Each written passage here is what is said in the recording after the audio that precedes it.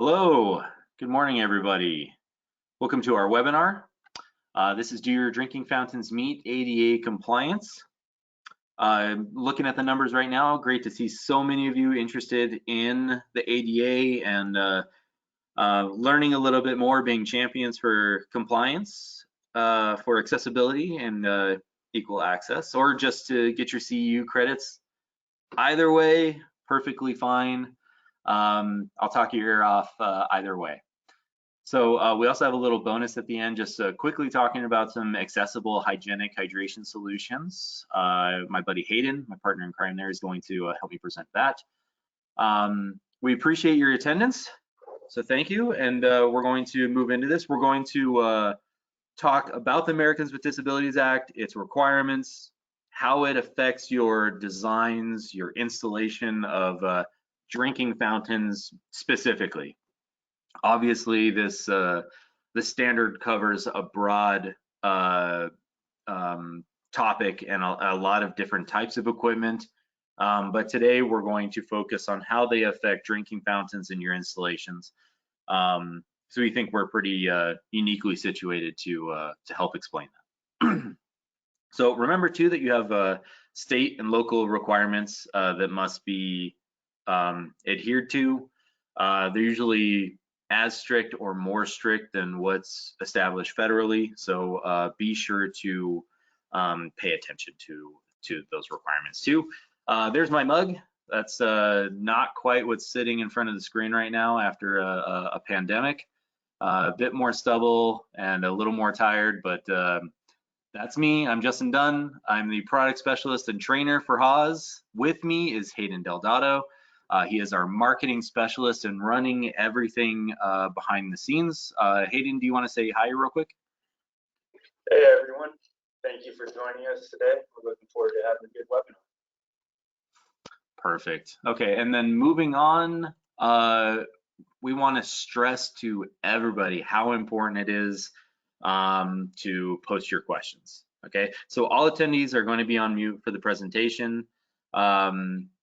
And then once the presentation is complete, we'll be having a Q&A. We have a quick FAQ and answering many of the questions that you've submitted or pre-submitted to us ahead of time as well. So feel free to submit those questions during the webinar. Use the question section on the control panel. And all questions that are submitted and not answered during the webinar, I will be sure to personally answer, put on a spreadsheet, and we'll send that out in the follow-up materials. Hayden will also be launching poll questions throughout the webinar. They're very quick, and we really greatly appreciate your participation. As always, they kind of help us to continue to improve this product for you going forward. Okay, so a quick reminder that a follow-up email is going to be sent out. It's usually 24 to 48 hours after the presentation. It depends on how many questions we really get, and I always want to be sure to answer those thoroughly and correctly, and make sure that you're getting the answers that you're looking for. So, and sometimes that takes a little bit longer to make sure that that's happening correctly. So, and of course, this is a CEU accredited presentation, ASPE, AIA, ABIH, etc. Instructions will be in the follow-up email for each of those. So if you're looking for your CEU credits, we'll have instructions on how to interact with us in the follow-up materials.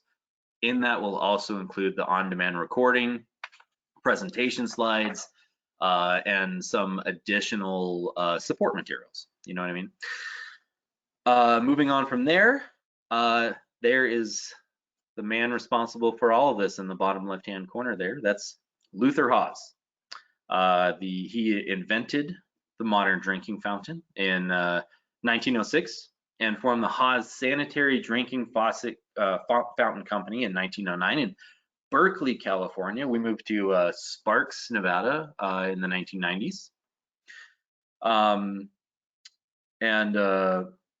Luther was actually at the time working as he was a sanitation inspector for Berkeley, and when he he had this thought to invent a device that would prevent users from putting their mouth on the device used to take a drink. And that's due to public fountains looking a lot different. Prior to this, bubbler heads were not a thing. And typically the device used to take a drink was a cup on a chain. And I don't think I have to explain during a pandemic why that is an issue. You know, people picking up a cup, taking a drink, dropping it, and the next person coming along and taking a drink.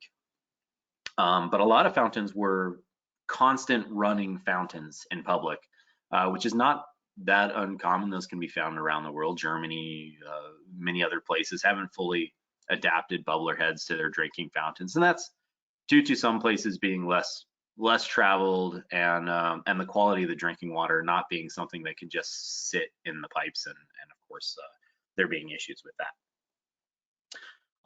But today, as I mentioned, Haas is located in Sparks, Nevada.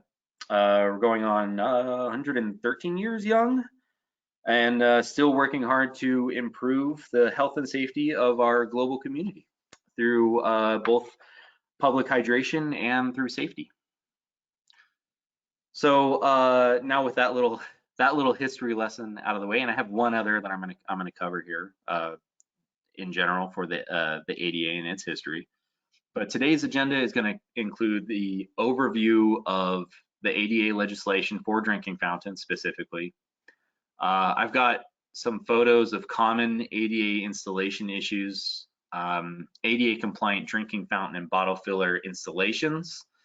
We of course want you to see both what not to do and what to do. An ADA FAQ, and of course the Q&A to go along with that. And then a quick presentation by Hayden over some hygienic hydration solutions, which is really top of mind right now. How to make our fountains and bottle fillers more hygienic and more inviting in public, of course. And with that, with the agenda out of the way, we're going to move to poll question number 1. Hayden, if you would launch that, please, and explain.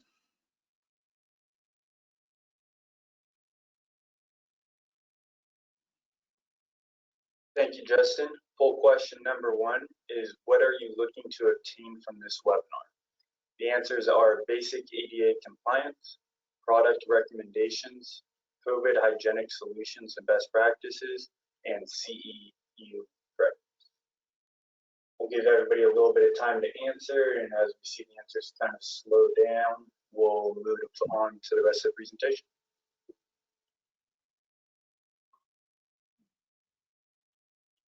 Thank you everyone for taking the time to answer these as well. They really help us out throughout the webinar and for our follow-up emails.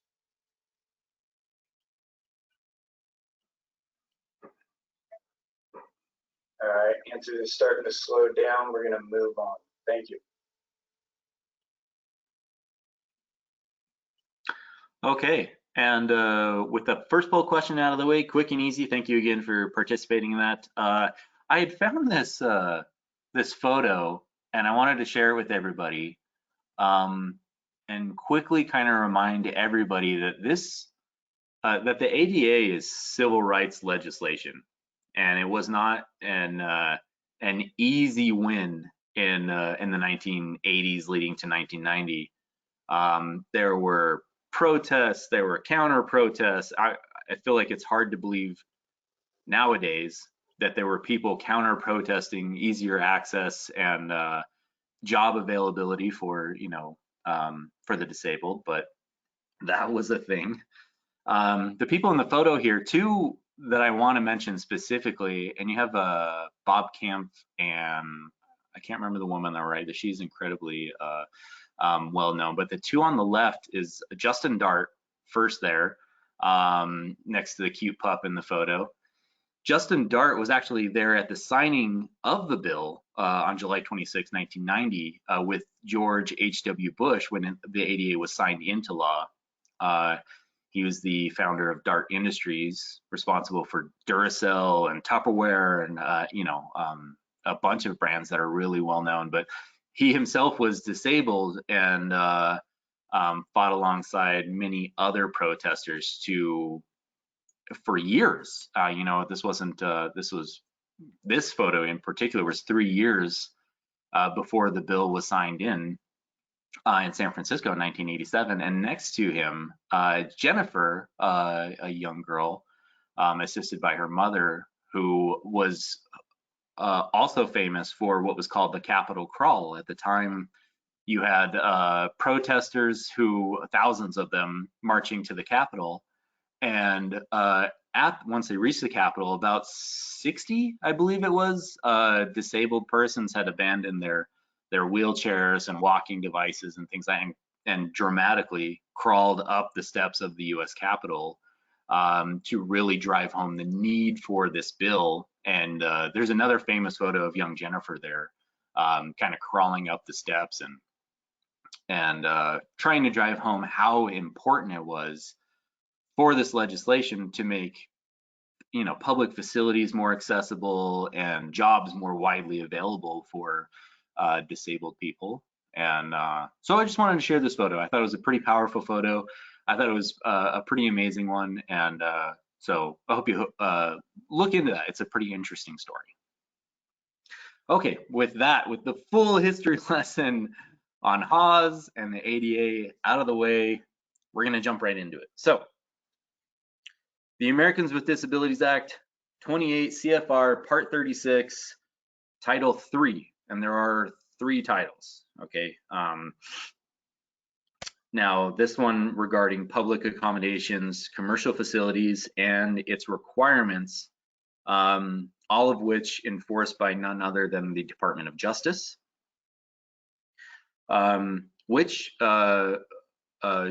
is exactly who you would launch a complaint to if you were to find non-compliance in public, etc. We're all responsible for that. Now, Title III is going to be our focus throughout the presentation. The following are the key sections of the standard pertaining to drinking fountains and their compliance, of course. Also remember that Hayden is going to send out these slides to everyone after the presentation so that you can reference them later.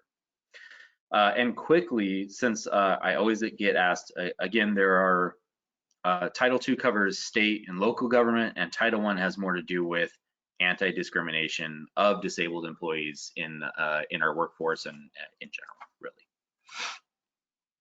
Now, I'd like to start by talking about Section 36.403 and, of course, 401, which gives us a list of priorities when making alterations to provide accessibility in a facility. And you're going to notice that in this list, drinking fountains have a priority in this list, even over accessible parking. Drinking water in general, clean drinking water is a high priority for us and as humans in general, and it needs to be equally accessible to all of us. So the entrance route, restrooms, public telephones, fountains, as well as parking, storage, alarms, all high priority items, basic human necessities when navigating the world. So all walks of life, all people, everywhere, they need water. That is right at the top of the list of things we need to survive, and we need to ensure, again, that it's accessible to everybody. Chapter 1, Section 102 just lets us know that this document contains both adult and children's requirements based on anthropometrics, which is just a fancy word for measurements, capabilities of the human body. Children are defined as age 12 or younger in the ADA. I've got examples later on in the presentation for both groups, both adults and children height fountains. Now, this section explains that where there is one fountain, typically a high side fountain, that there must be 2 fountains. Local building codes, because many of you asked this, determine the number of drinking fountains that must be installed based on occupancy for that particular building. Now, this simply states that there must be a high fountain and a low fountain. What most people don't understand is that the low side fountain is not the only fountain that's designed for people with disabilities. Both fountains are accessible fountains. Now, the high side fountain is designed for those with bending and stooping disabilities. They might be using a walker, a cane, or crutches, and may not be physically able to utilize the low side fountain. So other than aesthetics, drinking fountains are not designed for able-bodied people. It's reasonable to assume that you are, as an able-bodied person, that you can take a drink from whichever fountain that you choose. So it's important to remember that. So if you are installing a single fountain in your facility or in your park, you must satisfy this ADA requirement and install a second fountain. It doesn't have to be right next to it, but it does have to be present somewhere in that facility or park or wherever these are being installed. Chapter 2, under scoping requirements, this is 211 and 211.3 specifically. This is referred very importantly as the 50-50 rule. And it simply states that half of the units installed need to be high fountains and the other half of the units installed have to be low fountains. For example, if you were installing 6 new fountains in a building, you couldn't do 4 high fountains and 2 low fountains. You have to provide 3 high and 3 low. The only exception to this rule is where the number of fountains that you're installing yields a fraction. So as another example, if you were to have 7 fountains, you could do 3 high, 3 low. The last one, that fraction is that very last fountain. You can do whatever you want with it. It can be high, it can be low, whatever it is that you prefer. And remember that bottle fillers, and we'll get to those, are completely optional device, although for years now, growing in popularity, it's almost standard to add a bottle filler to a drinking fountain or a set of drinking fountains on the wall now. And of course, there are tons of options on how to do that, and products do that now. This is chapter 3, building blocks. In chapter 3, we start getting into dimensional and mechanical elements. You're going to hear me use the term elements throughout the presentation. An element is just any of the devices that we are granting access to, and that can be anything. It can be a phone, baby changing table, fire extinguisher, etc. This applies to much more than just drinking fountains, but generally speaking, they're just referred to as elements of the building and the design. And here we go. So this is one of the most important measurements to remember, if you remember any of these, just top of mind, because it's most frequently the section that's being violated in tear-outs and reinstalls and things like that. So 305.3 and 305.5 detail the clear ground space needed to accommodate the wheelchair underneath the fountain, allowing an approach that's unobstructed to the fountain. You have to provide a 30 by 48 inch space of clearance underneath that element, so which is just larger than your typical adult size wheelchair, because we have to accommodate for other things. Their hands, certainly, controlling the wheels if it's manual and things like that. So, and this gives the user clear space for the wheelchair, again, their hands, and to maneuver into that space. Because I don't know if you've ever been in a wheelchair before. I've test driven a couple, popped a couple wheelies. They're, especially the more basic ones, can be difficult in certain spaces to maneuver unless you're highly experienced, and you need to make sure that there's plenty of room to get in and out of there. We don't need to make this difficult. This is one of my favorite examples. This demonstrates clear ground space, I think, really effectively. In front of an element, we have a phone, we have a fire extinguisher, and 305.5 just explains that the positioning of this clear ground space, allowing for either a forward approach like the one you see on the left, or a parallel approach like you see on the right, is perfectly acceptable. So forward approach, parallel approach, both really important, and it's really going to depend on your the space that you've designed, which is going to be more ideal. Now keep in mind that the 30 by 48 inches going forward is very frequently the cause for many poor installations and compliance issues. Okay, remember also that these are minimum requirements. The more space that you can provide, the better. Now, when an element is in an alcove, like in the examples above, which is very common in states like California, Texas, and a growing number of states, it's becoming the much more popular option. Wheelchair users are going to need that additional space to maneuver, and the clear floor space changes based on the depth of the alcove and the type of approach. So in our first example, we have an alcove in place. We have our 30 by 48 inches, but it becomes 36 by 48 inches when the depth of the alcove exceeds 24 inches. So it gets deeper, we need more space just to make it more or easier to get in and out of. Right? And then of course in the second, for a parallel approach, when the depth of the alcove exceeds 15 inches, our clear floor space needs to be 30 by 60 inches, much longer, especially for that type of maneuver.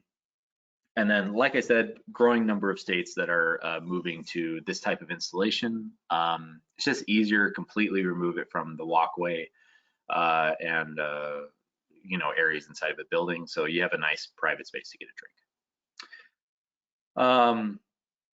Extending up from the clear ground space we just discussed are toe and knee clearances. So try to think of this area that you see here underneath this element, very similar to a drinking fountain in this photo, as a three-dimensional space. Okay, so we have our clear floor space, but then extending up from that, our toe space and knee clearance. Our toe clearance is 9 inches from the ground to the bottom of the element, and our knee clearance is 27 inches from the ground up, okay? And you can see some more defined measurements there on the right, but easiest to remember is the clear ground space and then 9 inches and 27 inches. That 27-inch measurement is going to come in to factor later too. That's a very important measurement. And I'll explain here in a couple slides. Obstructions in this yellow highlighted area are another unfortunate common compliance issue. You can't put anything into this space, okay? You know, P-traps, it's a little dated, but hanging phone books, anything like that, it's not okay for anything to obstruct this space, and you can't utilize the space on the sides, under the element, or between the user's knees, etc. So it has to be completely clear of obstruction, right? And that brings us to poll question number 2. Hayden, if you would do that, please. Our second poll question is, what, if any, changes in how you see people engage with fountains in public since COVID? The answers are no change. Drinking fountains are open and used frequently. No access to drinking fountains in public spaces still. Bubblers deactivated, but access to bottle filling stations. Only bottle filling stations available, and touchless drinking fountains and or bottle fillers. Again, we'll give everybody some time until we start to see the responses slow down, and then we'll go ahead and close this poll question out.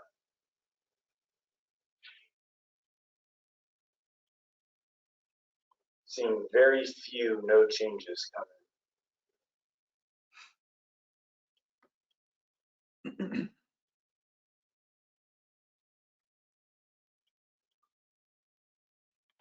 All right, thank you everyone. We're gonna go ahead and close this one up.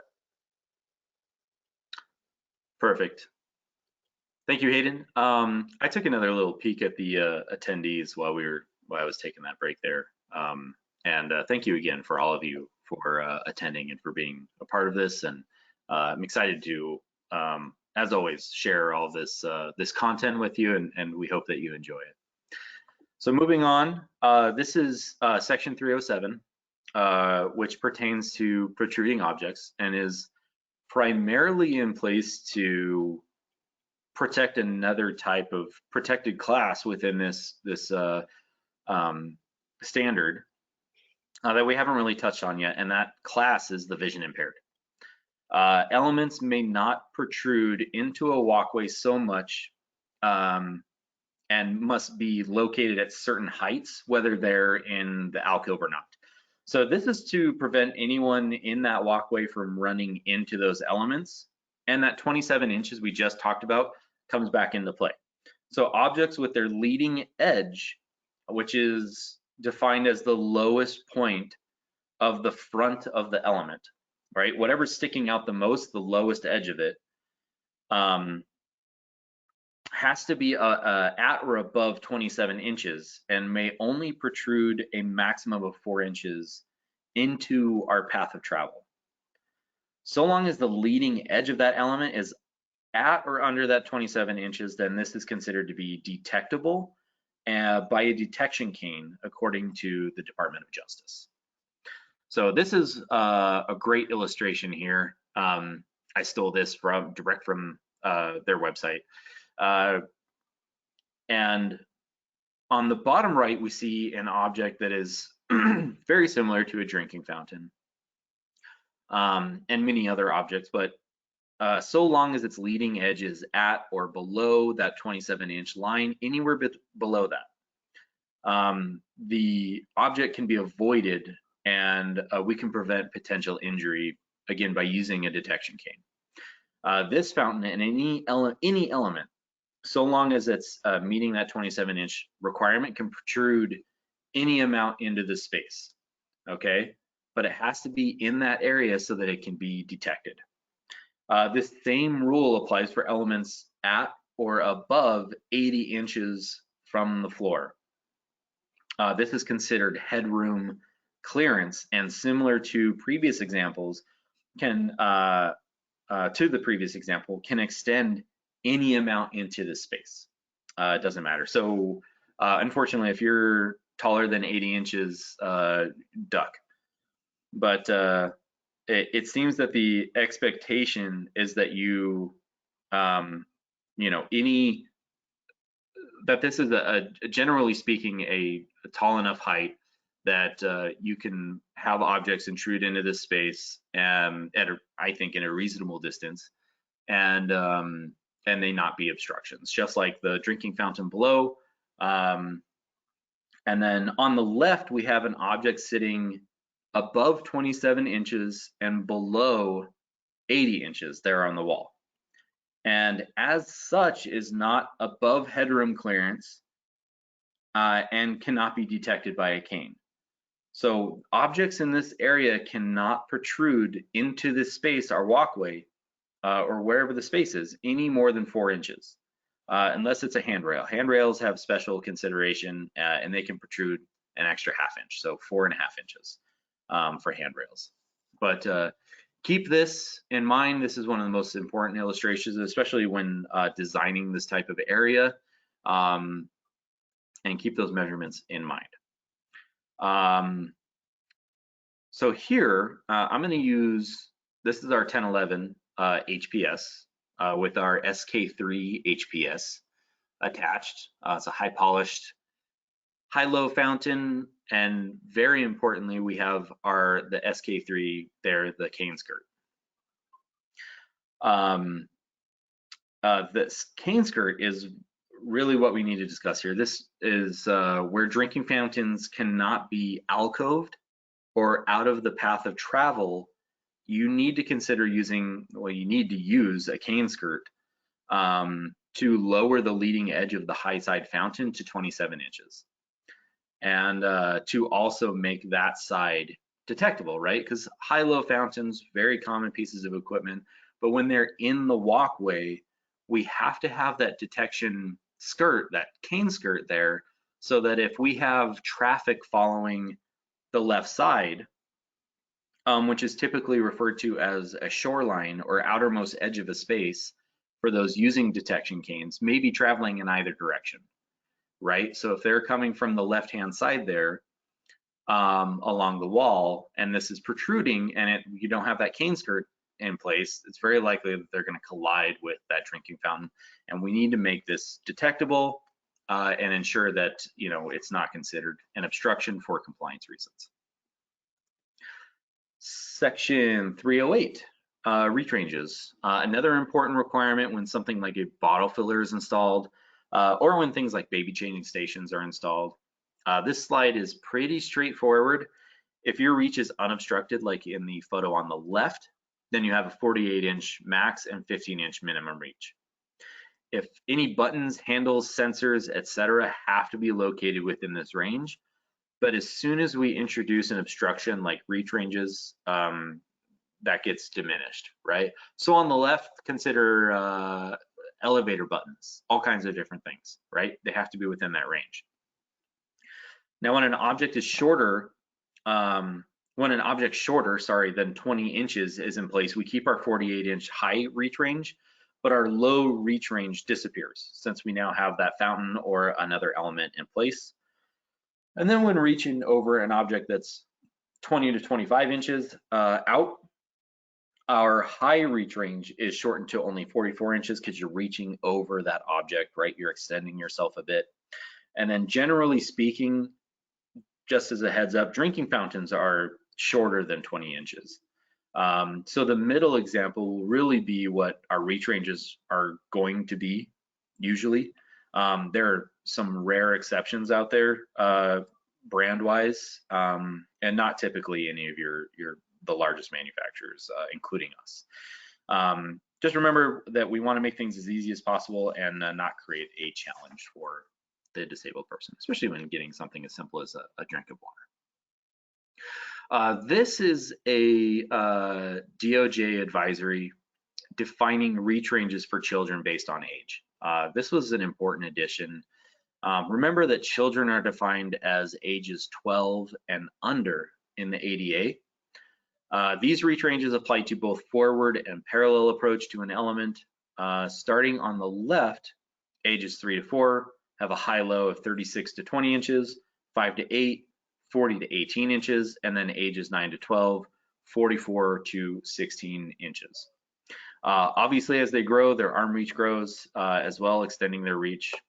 Ages 12 and over are expected to utilize adult height drinking fountains normally. Now, the only places you'll typically find these types of fountains is in the school system, daycare facilities, and similar facilities where there are many children supervised by fewer adults. Okay, in public, the expectation is that an adult is present to assist the child with using fountains or other elements, but child height fountains are still not that uncommon to find in parks and places like that. Now in chapter 6, we get into specifics regarding plumbing elements and measurements. This isn't my favorite or most clearly written section, but I digress. So first off, 602.2 covers clear floor space and the necessity to have that clear floor space centered on the unit, not the alcove. Now I have some examples of installations that really miss that mark that are coming up, and we'll discuss those. This is for a forward approach, since a parallel approach must be set up differently. Obviously, our toe and knee clearance must also be available. That doesn't change. So there is an exception included here for parallel approaches to children's use units, which is much more common, a parallel approach. Knee and toe clearance begins to diminish pretty quickly as we lower fountains for children's use. So the use of a parallel approach is really important, especially considering, and a lot of people don't consider this, but children's wheelchairs are very frequently adult wheelchairs. Custom child size wheelchairs are expensive, okay? And they can, and kids, as you know, especially if you have one, they can pretty quickly outgrow them, okay? So a parallel approach helps to solve this issue, and it's important to really keep that in mind and what the age group that you're trying to accommodate in that public space is and being sure that you're accommodating that appropriately. And remember again that you know, children grow rapidly and we need to pay attention. I have a newborn and I'm struggling, I'm fighting to put her into every single little newborn onesie that I have because I want to see her in all of them, but I think she's going to outgrow some of them before I get to see them. Now this is a really good illustration of the floor space and how they have to be centered on the elements. So as far as the fountain goes, since the clear floor space is intended for the wheelchair user, it is centered on the left low side fountain, okay? I think that's really clearly demonstrated there and is really important to keep in mind. So, and since there's no real floor space defined in black and white for the high side, the floor space can spill over under the high side fountain as much as is needed. Many make the mistake of centering that floor space on the alcove, which leads to expensive redesigns, tear outs, and things like that. This slide, we're going to be on this slide for a hot minute. So here you can see that we have a total width of 48 inches in this alcove, okay? Now, it's not deeper than 24 inches, so we don't need to expand our 30-inch floor space width. And you'll notice that it shows a separate measurement for California, okay? And in typical fashion, California has strayed from the standard requirements and mandated an additional 2 inches of floor space, which I totally agree with, bumping up the width of our floor space to 32 inches. So remember, so long as state requirements go above and beyond the federal standard, they can supersede them. And that's what California has done here. Now, to center the fountain in the alcove correctly, which is not mandatory, by the way, but is typically done so that it's aesthetically pleasing, we would need 28 inches total width of the alcove in California and 46, or sorry, I messed up my measurements there, but much wider for our California clearance, basically. And if the alcove was deeper than 24 inches, remember that we need a total of 36 inches to accommodate for that, and our ground clearance centered on that low side. Center line to center line, these fountains are separated by 16 inches, which means that we need an additional 18 inches of space on either side total to meet our 36-inch minimum, and for the fountain to be centered aesthetically, which again is not mandatory, but it looks pretty wonky when when it's not centered in the alcove. Since there are no obstructions under that high side fountain, our primary concern is that wall. Remember, if it is at all intruding into our floor space, the alcove would need to be redesigned, or the fountain would need to be shoved over so that the high side is closer to the alcove wall, giving us our clear floor space centered on the low side fountain.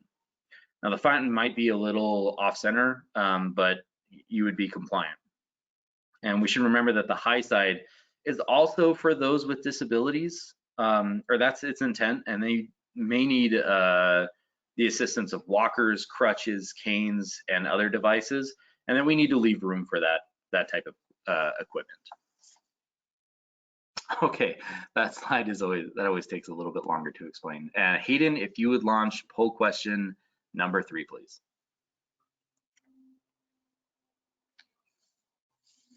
Poll question number 3, has your facility updated hydration options due to COVID? The answers are no change. We've deactivated all drinking fountain bubblers. We've added touchless features to all fountains, and we've added bottle filling stations.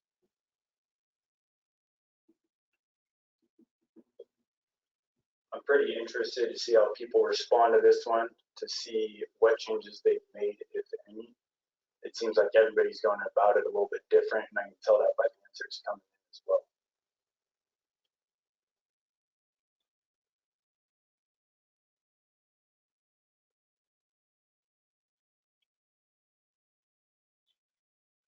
All right, our answers are starting to slow down here. I'm going to go ahead and close this one up. We'll move on with the webinar. Thank you. Thank you again for participating, as a lot of you are doing in these. It's greatly appreciated. I'm interested to see that too. I mean, state requirements and people's responses have been differing, even just based on the company and things like that. So definitely interested, and it's going to really help us as a company and with this webinar and providing content that's important for you. This slide right here is an excerpt from the CBC, the California Building Code, and what they have done along with Texas and a few other states is they've made it mandatory to locate all drinking fountains in alcoves or within wing walls to ensure that they don't impede into pedestrian walkways. These protected areas have to be protected, have to be 32 inches wide and 18 inches deep, bare minimum. Now, wing walls act like an alcove, where an alcove can't be installed or is retrofitted into place, right? If we can't do a whole redesign of the area and make an alcove, you would use wing walls. Now, while we're on the topic of chapter 6, I should bring up that the flow of water is also important and has to be within compliance from the equipment. Our drinking fountains are very easily adjustable, most of them front adjustable, so this is easy to accomplish. But the height of the stream of water has to be at least 4 inches to allow for a bottle or a glass to be filled for those who may be incapable of leaning over to take a drink. It also makes it a lot easier for someone to take a drink, obviously. And I've got a couple examples here, but keep that in mind too. House drinking fountains, front accessible.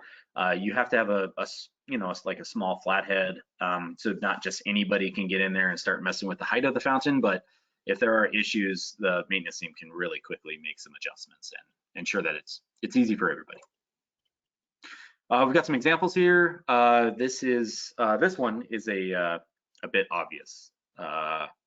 Or I hope everybody is looking at this photo and you know what is wrong, or you have a good idea of what's wrong. So alcoves are typically the issues when we see non-compliance, or what is referred to as a drive-by lawsuit. So in this installation, we have the low side installed on the right side, and there's a large, what I'm told each time, I haven't really confirmed this, but is a large gas line obstructing our toe and knee clearance under the fountain on the right there. Now, this could be fixed just by swapping the two fountains so that the clear floor space on the left is being used with the low side fountain, okay? So long as there is 30 inches or 32 for California between the gas line and the wall on the left and whatever that other valve drain is there on the wall, then we would be compliant.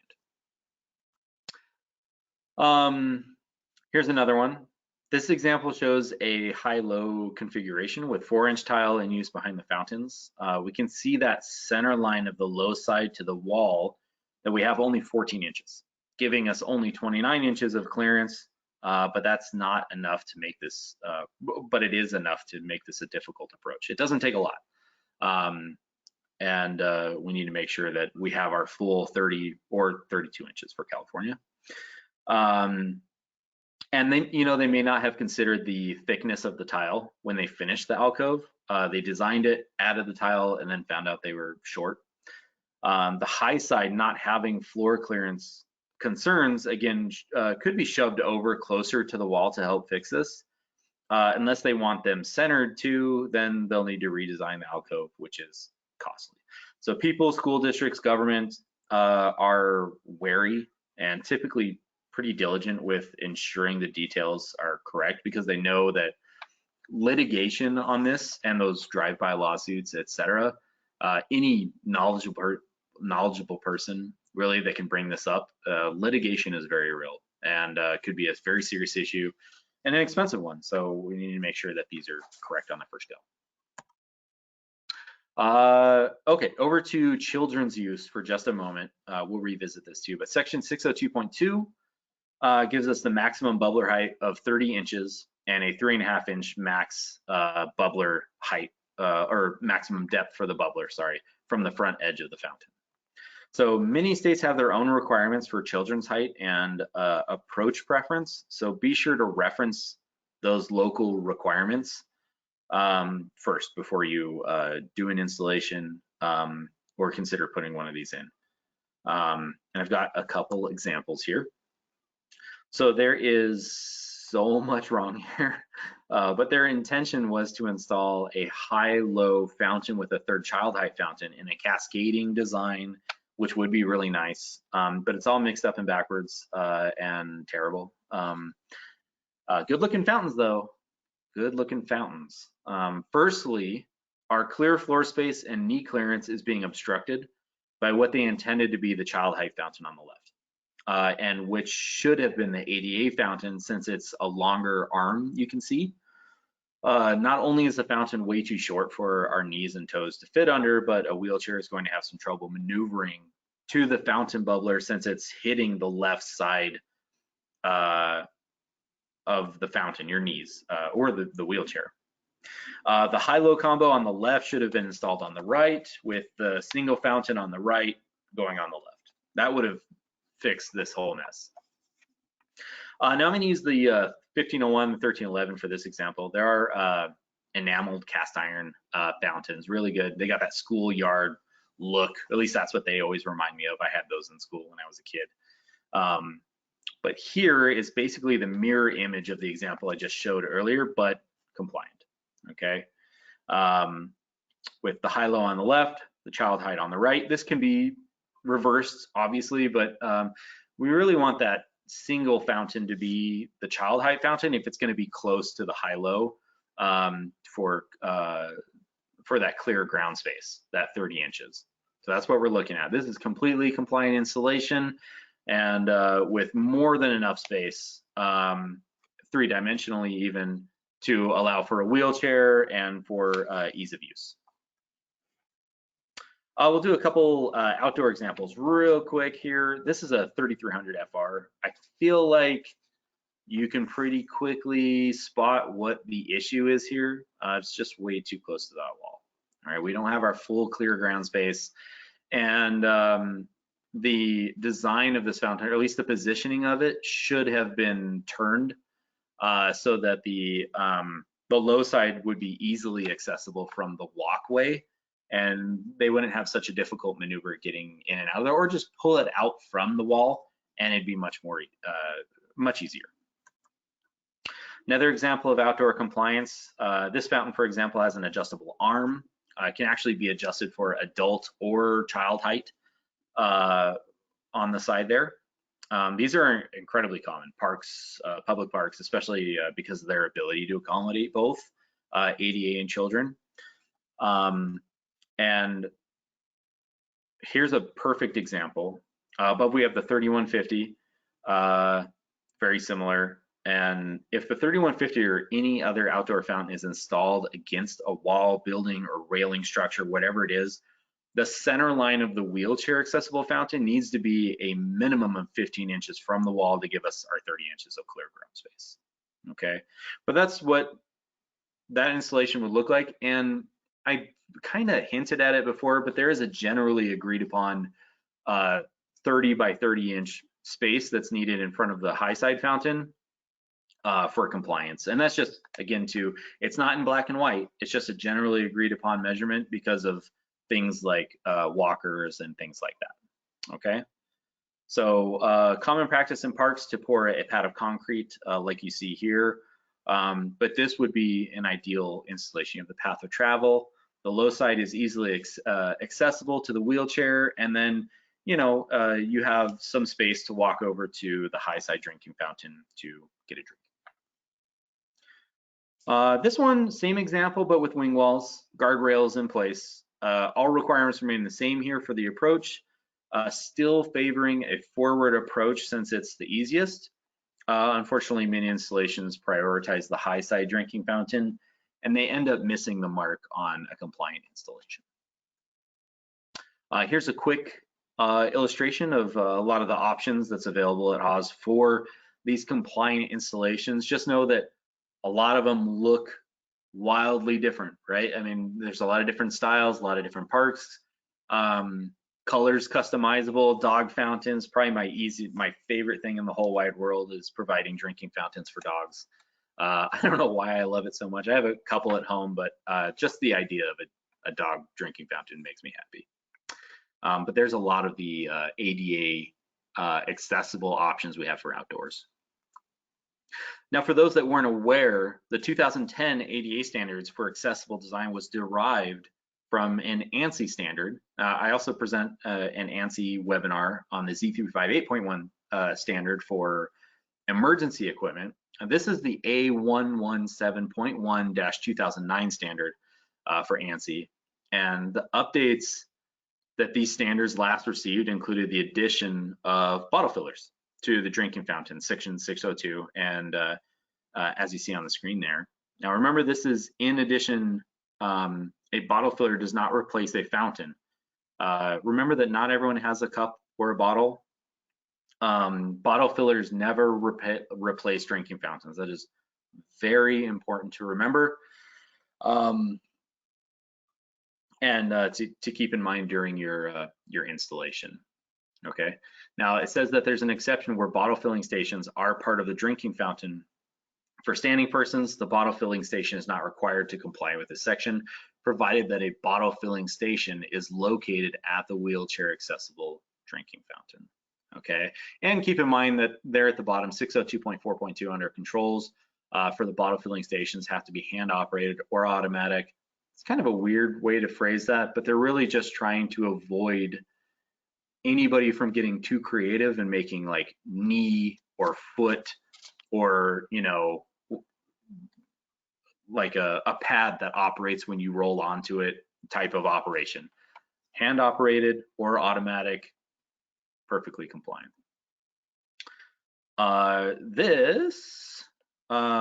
We've got our 1920s here, 1920W, 19WWHO with our, shows our hands-off technology. So you can see a hand operation button there on a bottle filler. And then of course a automatic operating bottle filler there just below them, where you simply have to wave a hand in front of it or whatever it is that you have in your hand, and it will operate normally. And you can set your bottle down, get a drink, and get what you need. But good looking bottle fillers there. Now, in accordance with 308.2.2, our reach ranges. Now the activation for the bottle filler is located at 46 inches. Here we go. And as we covered, which is below the 48 inches. So you can see the bottle filler activation button right at 46 inches, below the required 48 inches we covered. Remember, this is a maximum height. And since it's a maximum height, the activator can be located anywhere between the fountain and the bottle filler. Obviously nowhere below the fountain, since that would be an obstruction to our low reach range. Now, if there was no fountain installed or no obstruction under the bottle filler, we could install the activator as low as 15 inches based on our reach ranges. Remember that we get 48 inches reach here because the installed fountains aren't exceeding 20 inches from the wall. Here's another installation, model 1501. This one mostly popular with schools again, just due to that white enameled surface, which is intended to stay cooler, to prevent kids from burning themselves on stainless outdoors in direct sunlight, etc. Especially ideal for outdoor wall-mounted ADA configurations. Here, another compliant kind of configuration, just to give you more examples. This is a 1311 fountain that could easily be used as our third child height fountain if you needed to retrofit or add a child height fountain with bottle filler, and put those within those child height reach ranges, and you'd be perfectly compliant.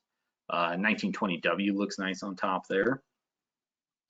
And speaking of child height, remember children are defined as age 12 and under.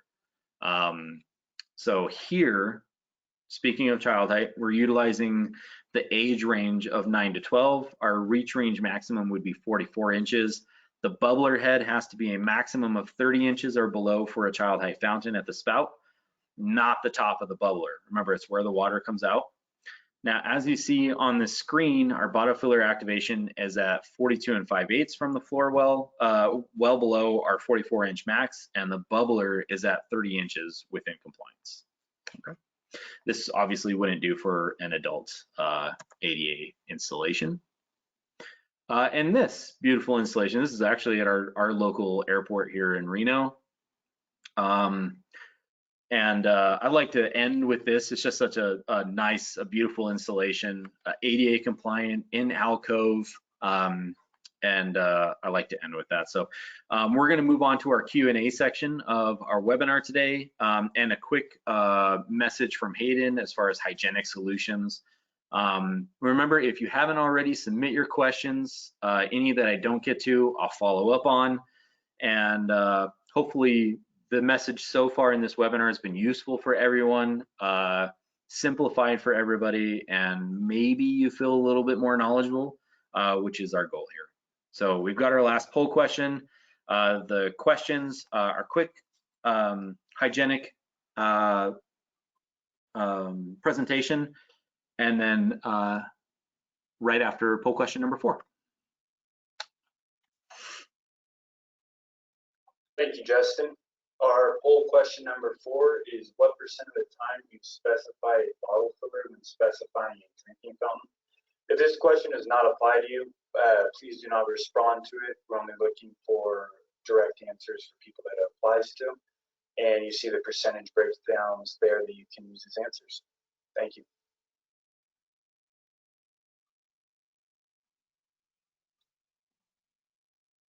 We are finishing up the webinar here, just a few more slides, one more poll question. So I just want to thank everybody again for the participation.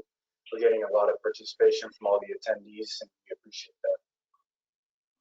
And then we've got 2 FAQs, like real frequently asked questions that I'll cover super briefly. And then Hayden let me know that we have a list of questions that I'll shoot right through. We'll get done real quick, just in the interest of time.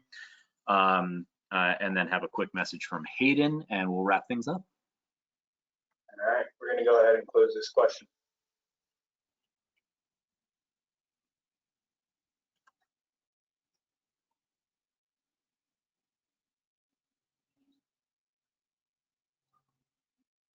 Okay, so for the FAQ, the 2 of the most frequently asked questions. Number 1, does everything have to be ADA accessible? The answer is no. Just remember to ask yourself, does my building or business have places designed for public accommodation, which can be different types of area, retail, restaurants, parks, airports, apartments, etc. And if the answer is yes, then you need to ensure that you have accessible routes and the elements of the building are also accessible, okay? Remember, where have I given access to the public? And do I need to make this accessible?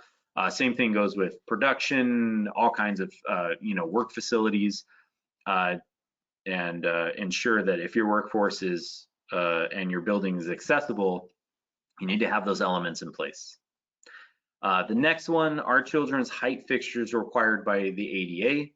And yes, and not just for fountains too.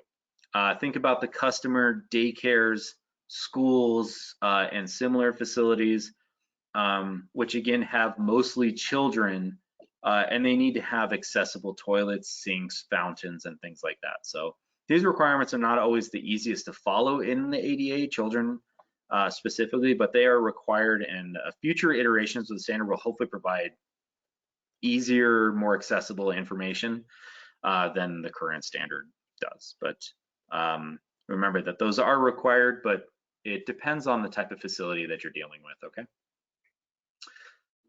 And then Hayden, you had a list of questions that you put together? Yeah, so one of the questions that we had come in was, what do you see the future of touch-free sensors and drinking fountains being for during and post-COVID? So that's a very interesting question, because HOD specifically, we've been in the middle of this for over a year now, and real early on, Hawes was smart enough to kind of see the arc of this and what was going on, and even not knowing the true severity of what was going to happen this past year, started developing our touch-free sensors and getting those out into the market. Working on a product that Hayden's about to talk about, a brand new product that's really interesting, and I'll kind of spare that one so Hayden can do the ta-da moment on that. But the future of this is that, it really shed a lot of light on the public surfaces and things we touch, and how those affect our health. And going forward, touchless sensors and more hygienic solutions, bottle fillers and things like that, are just going to continue to grow in popularity. Another common question we've seen come in today is, how does the ADA and California Building Code apply to bottle fillers in locations with both adults and children? Okay, so the ADA and the CBC, so Chapter 29 includes plumbing. And for bottle fillers in locations with adults and children, remember, bottle fillers are not mandatory. They're completely optional. If you've met your minimum number of drinking fountains, you can add as many bottle fillers anywhere that you want. Remember, a bottle filler can't replace a drinking fountain.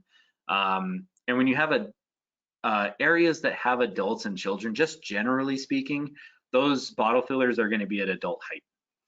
Unless it's a special facility like a school, a daycare, etc.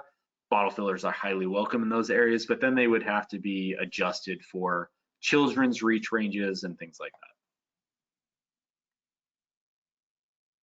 What is required to prevent the drinking fountain from being considered a protruding object for dual and single units, in reference to wing walls, recessed, or cane skirts? So all of those things you just mentioned. So wing walls, alcoves, cane skirts. So what's required is that that object, whatever it is, drinking fountain, etc. You'll notice even fire extinguishers are usually slightly recessed, and the little door pokes out from the wall, but it's no more than 4 inches. These objects cannot protrude more than 4 inches into our space unless they are detectable and meet that 27-inch height. So, and if that's the case, then you need a wing wall in place, or you could alcove it or throw a cane skirt on it. Really, your drinking fountain should have cane skirts on them. Unfortunately, it's not done very frequently. Our final question, and we'll get to the rest of them in our follow-up email, but the final question for you right now is, can anyone report compliance issues, or who's responsible for reporting compliance issues? All of us are responsible for reporting compliance issues. You, me, anybody and everybody that notices a compliance issue is responsible for reporting those compliance issues. And it's really easy to do with the Department of Justice. Anybody can contact them very easily, submit a claim, and they will eventually, they'll look into it and move forward with addressing the changes that are needed and things like that. And that's it for our questions? Yep, that was it for the questions.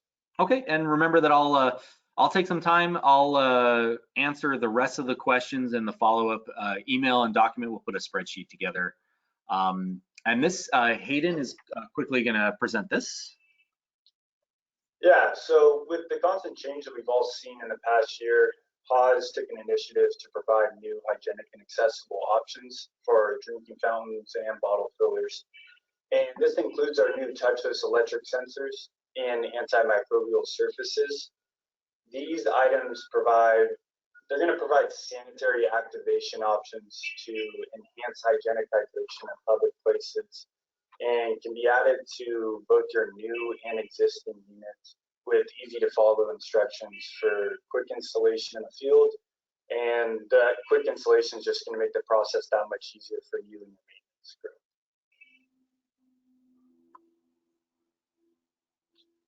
On the left here, you'll see two of our newer EWC units. These units, well, at least the units with bubbler heads, have antimicrobial bubbler heads, and they are ADA compliant and have smart features like a counter for bottles saved that everybody wants to see these days. Forward-thinking energy efficiency, ability to track the filter life, ability to calibrate that touchless sensor that you see on the bottle filler there with that great display.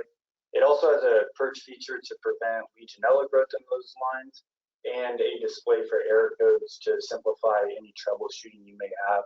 The last thing we want is a flashing red light in the user's face. These units are also very easy to install. A big part of that is the room that we have under those units. The plenty of room that's provided makes it easier and faster to install and provide adjustability to retrofit on previously plumbed and powered units. And you're going to be able to get this level with our self-leveling wall mount that's on the back of it and an installation template. Then here in the middle, you'll see two of our newer standalone bottle fillers. These are ideal for high traffic situations, and they have options for both indoor and outdoor use. These are ADA compliant and constructed of durable stainless steel materials, which are going to help resist stains and corrosion while also still being vandal resistant. On the right, you'll see some of the products that I referenced in the slide before. These are our hands-free sensors and antimicrobial copper push buttons. These are available for new units and for our existing units as retrofit kits.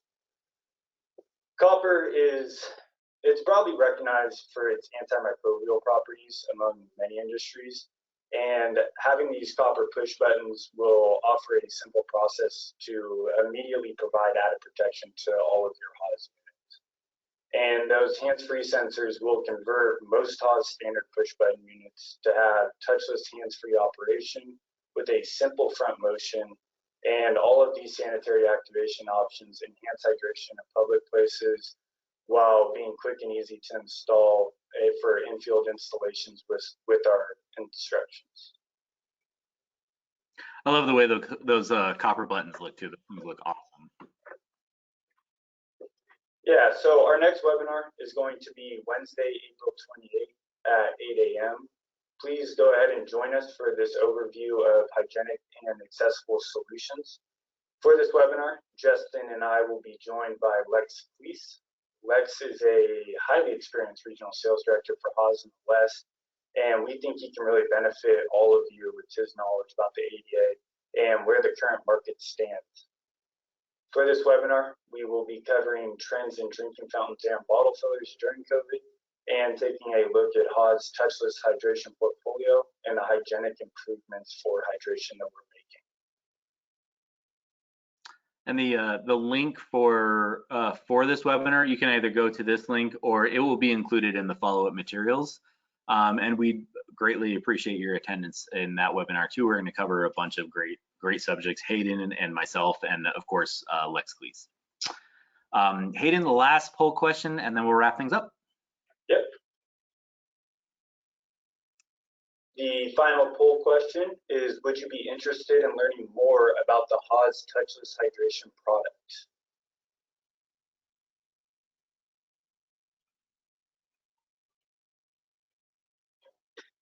Getting a lot of quick responses coming in for this one. I like to see that. Thank you, everyone.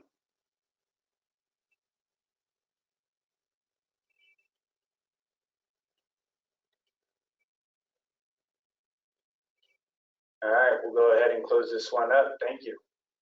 And thank you for your participation. In closing, that's our webinar. Thank you everyone for attending, for your continued support, and for participating those and for sticking around. We want to make sure we communicate clearly to you and communicate any changes and new products to you so that you can continue your compliance and keep up with that. So remember, CEU credit instructions will be included in the follow-up email.